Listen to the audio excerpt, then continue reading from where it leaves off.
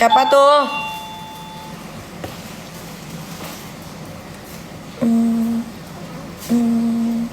Aisar.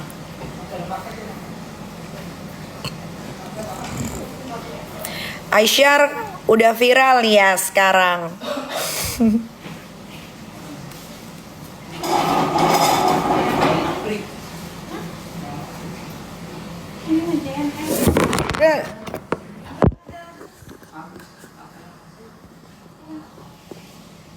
Thank you Aisar.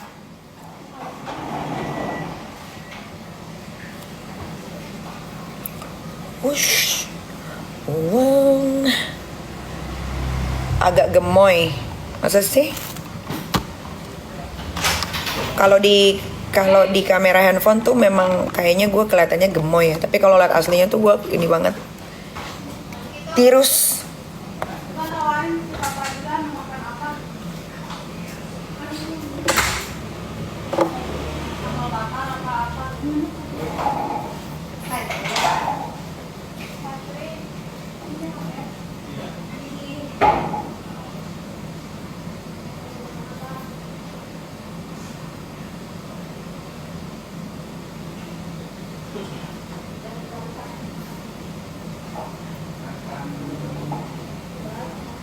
Laura mana? Tadi udah dijawab.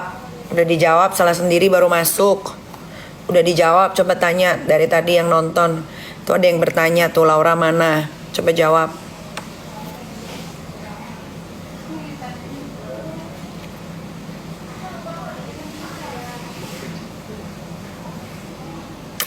Kaniki suka K-pop enggak? Sedikit. Ame nggak sambil makan. Udah tadi. Jadi guys, aku mau kasih pengumuman ya. Karena kan kalian penasaran melulu. Aduh, nggak percaya kalau Lolinya yang belum ngomong. Aduh, nggak percaya kalau Lauranya yang belum ngomong gitu. Ya udah, minggu depan dia akan ngomong.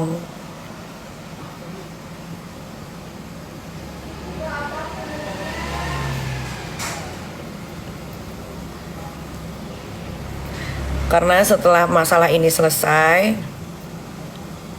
Laura akan pergi lagi ke suatu negara karena dia pengen sekolah katanya. Ya sudah. Sebagai orang tua yang masih mampu untuk membiayai anaknya sekolah, ya sudah. Karena memang umurnya pun masih memungkinkan untuk sekolah, jadi ya disekolahin lagi. Tapi kasus ini harus selesai. Mudah-mudahan minggu depan kasus ini selesai. Kan saya udah pernah bilang, apapun yang keluar dari mulut saya itu fakta. Tapi tinggal waktu yang membuktikan. Waktunya kapan itu saya tidak tahu. Semuanya berproses. Jadi tinggal tunggu aja. Bismillahirrahmanirrahim. Minggu depan selesai.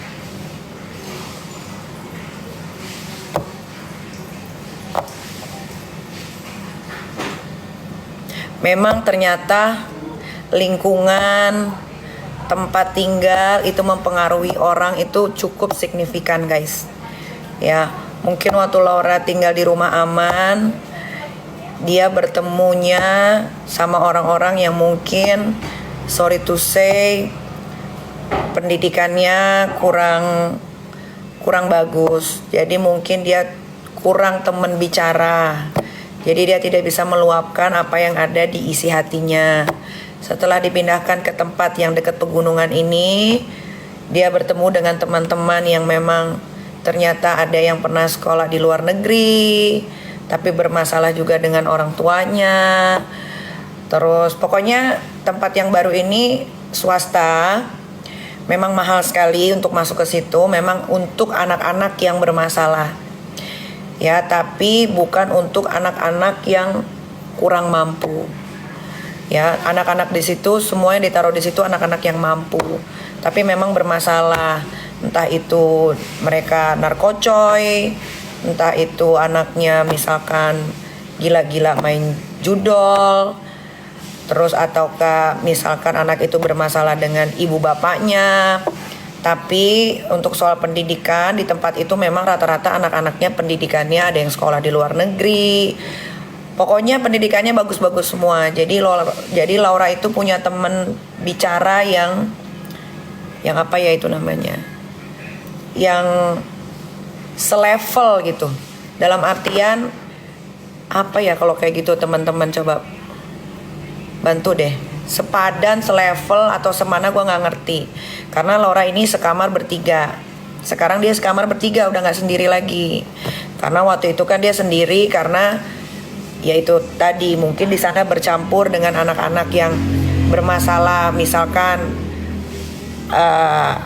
anak dari kalangan bawah misalkan bermasalah gitu, anak yang tidak sekolah bermasalah itu, mungkin dia tidak sepemikiran gitu kali ya, jadi kurang komunikasi, makanya dia merasa sendiri ya, terus akhirnya dia jadinya mulai masuklah haur-haur yang nggak nyambung, haur-haur yang nggak enak gitu.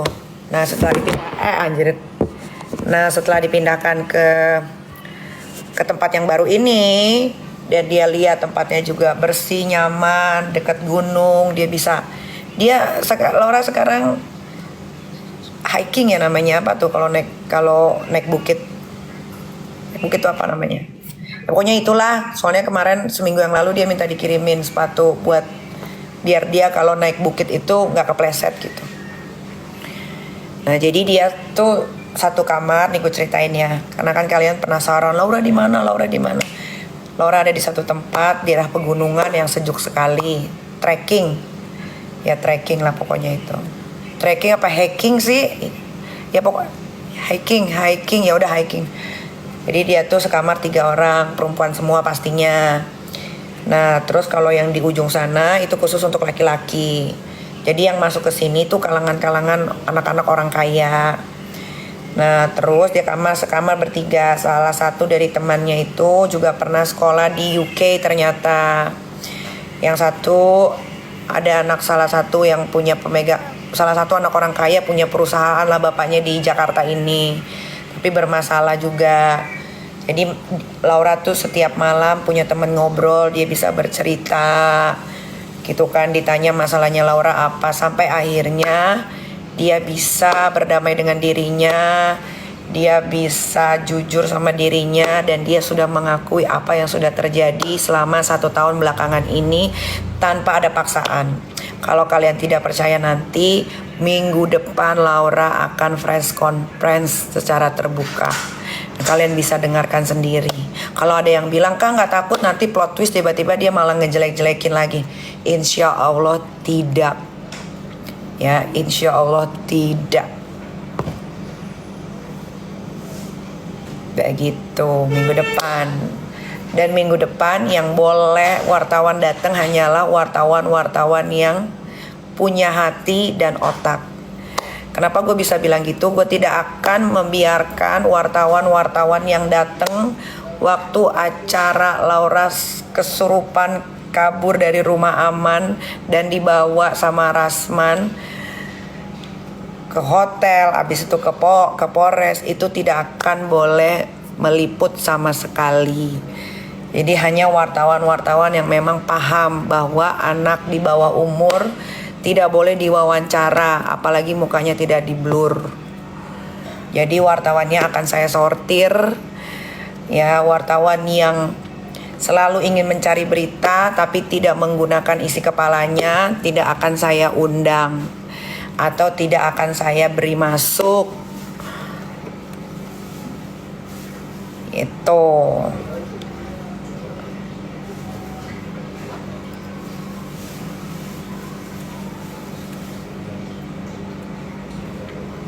Makanya nih, siapa tahu kan ada wartawan juga nih yang nonton. Rugi tahu kalau misalkan tidak bersahabat dengan Nikita Mirzani wartawan. Karena kalian tuh selalu mencari berita tentang gue atau menunggu berita tentang gue. Nah, kalau kayak berita-berita besar gini kan, tiba-tiba Laura mau press conference, kalian gak bisa dapetin berita, kan sayang.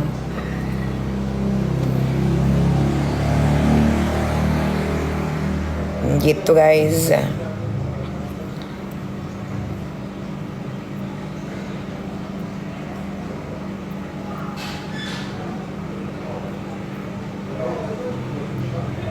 Jadi memang benar ya ternyata.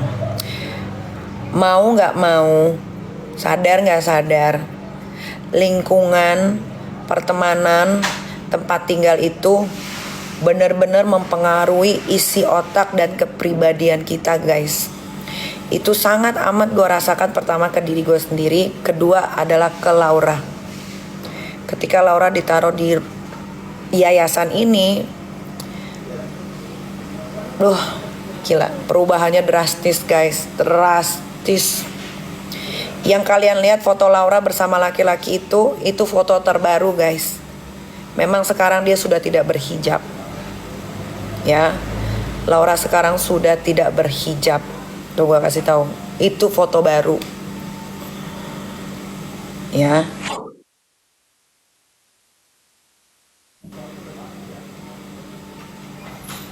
Itu foto baru, itu bukan editan. Kenapa gue hapus lagi? Ya karena nanti akan jadi pemberitaan yang digoreng-goreng. Jadi yang penting kalian sudah lihat dan sudah di capture juga sama banyak orang kan. Itu adalah foto dan muka Laura terbaru. Ya, itu tidak ada edit mengedit. Itu foto di yayasan waktu saya sedang menjenguk. Dan dia sendiri yang menginginkan foto itu.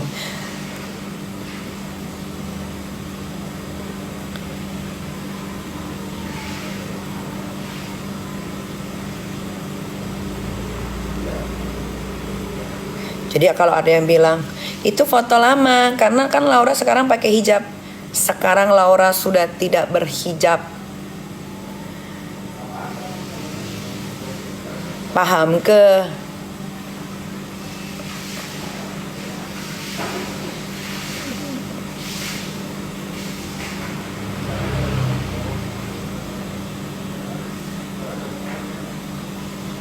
Laura tidak berhijab. Dia juga sudah tahu bahwa dia sudah bukan lagi anak kecil. Jadi sekarang dia sudah merawat badannya. Badannya sudah nggak gede lagi. Badannya slim. Rambutnya hitam terurai panjang.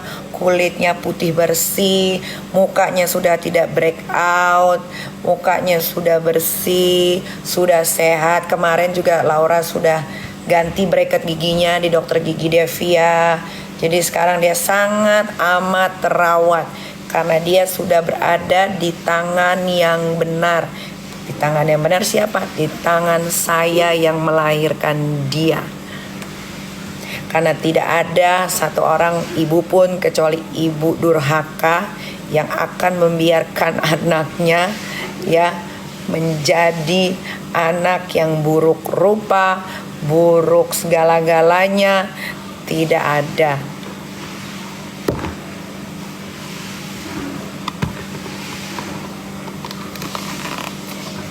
Jadi nanti ketika Laura sudah mulai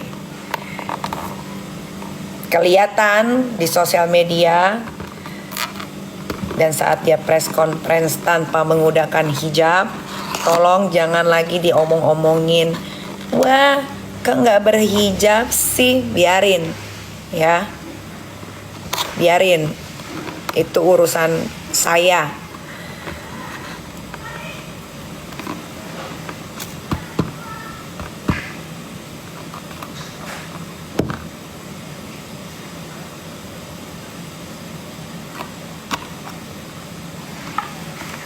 Karena mungkin dia memakai hijab dulu juga bukan nggak ngerti ya kenapa Laura dulu memakai hijab. Ya mungkin karena dari hatinya atau mungkin karena satu dan lain hal. Saya tidak mau menanyakan itu.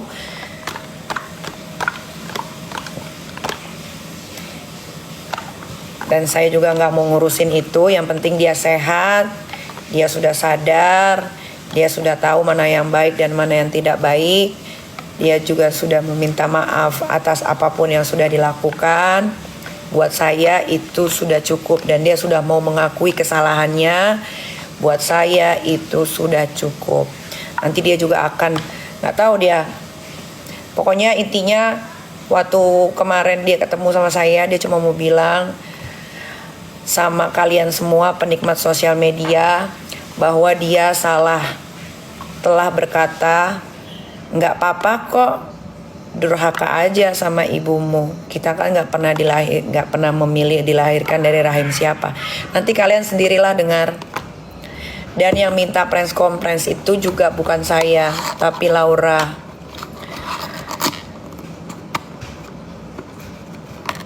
Tapi Laura yang minta. Saya hanya menyiapkan apa yang dia mau. Karena dia bilang sebelum berangkat lagi sekolah, dia pengen semuanya baik-baik saja. Dia pengen mengejar mimpinya. Harusnya Laura ini sudah kuliah loh. Bentar lagi.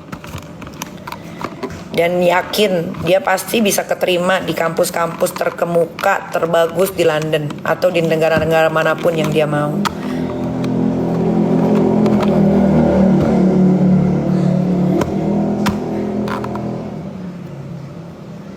Nah, kalau ada yang bilang, kenapa kak kok dikirim lagi ke luar negeri? Karena hanya di luar negeri yang bisa menerima anak-anak yang bisa lompat sekolahnya.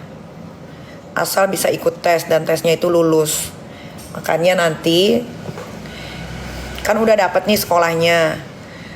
Itu tergantung Laura. Kalau dia bisa melakukan tes itu dengan baik dan dia diterima, dia lanjut sekolah ke luar negeri.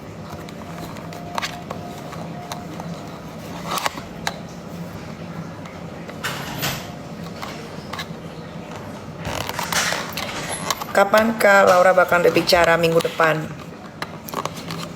Minggu depan dia bakal bicara semuanya. Karena minggu depan sudah selesai kasusnya. Kalian artikan aja sendiri, minggu depan kasusnya tuh selesai berarti gimana.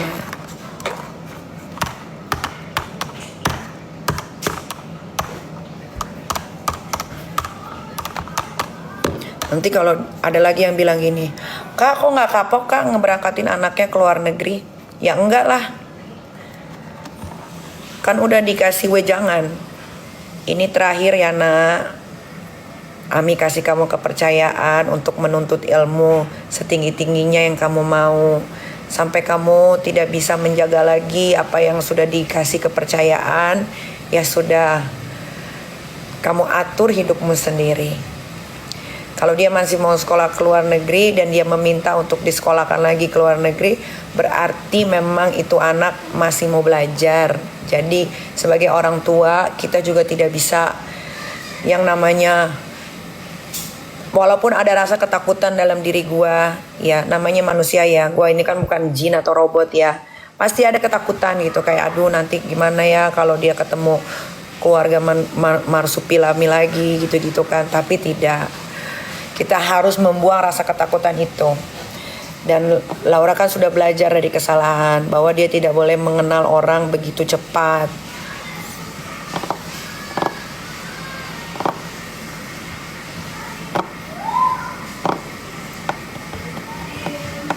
Waalaikumsalam. Nantilah kalian bakal lihat lah. Minggu depan gak lama kok, ini kan udah Jumat, besok Sabtu, Minggu, Senin, Selasa, Rabu, Kamis, kalian tunggulah. Maghrib Ami, yang mau sholat ya sholat lah. Aska, Astangkulai, Aska, sholat. Sholat nak, sama abang, adek sholat ya sayangnya. Allah. Abis itu abang mau pijit dulu nggak? Atau Ami pijit? Abang dulu, abang pijit. Ya udah abang dulu pijit. Makanya cepet dulu, sholat dulu. Ayo sebentar yuk. Ami. Ya. Hari ini aku sudah. Hah? Ami besok mau nggak ikut bola aku turnamen? Turnamen di mana besok? Di sekolah. Jam berapa? Jam 7.30 udah berangkat. Kamu sama siapa turnamennya? Lawan siapa? Lupa. Ya. Oh, kamu ajak kami? Iya. Supaya apa? Ya, besok kan kami nggak datang. Oke, besok kami temenin.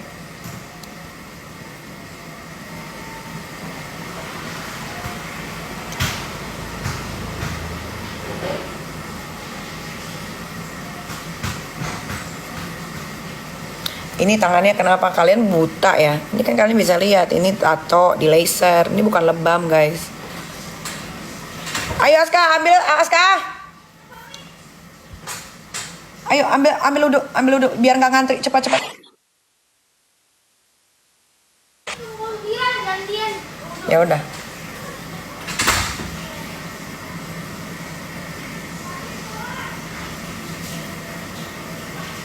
Preskonnya di mana? Pantengin aja sosial media aku biar kalian tahu preskonnya di mana.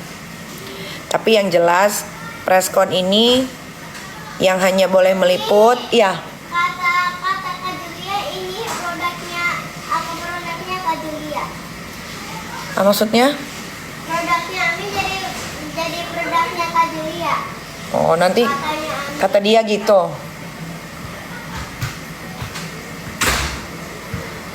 Yang jelas guys, nanti preskonnya itu hanya wartawan-wartawan yang gue pilih saja, ya, wartawan-wartawan yang cuman pengen cari-cari berita biar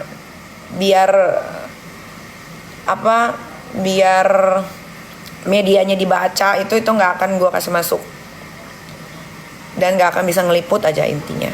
Jadi hanya wartawan-wartawan yang masih gue anggap wah ini wartawannya cukup netral dan tidak ngambil keuntungan.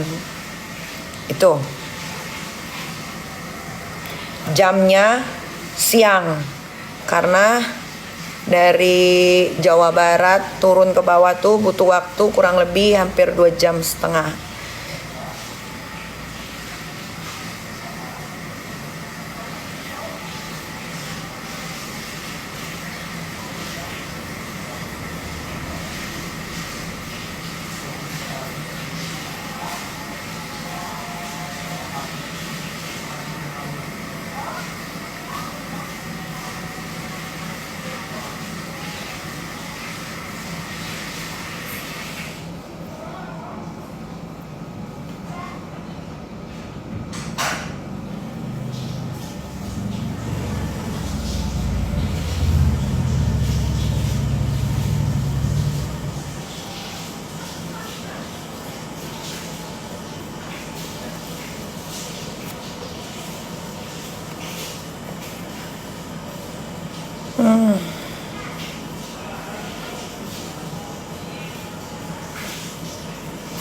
Main Saputra, Nando nggak diajak, nggak.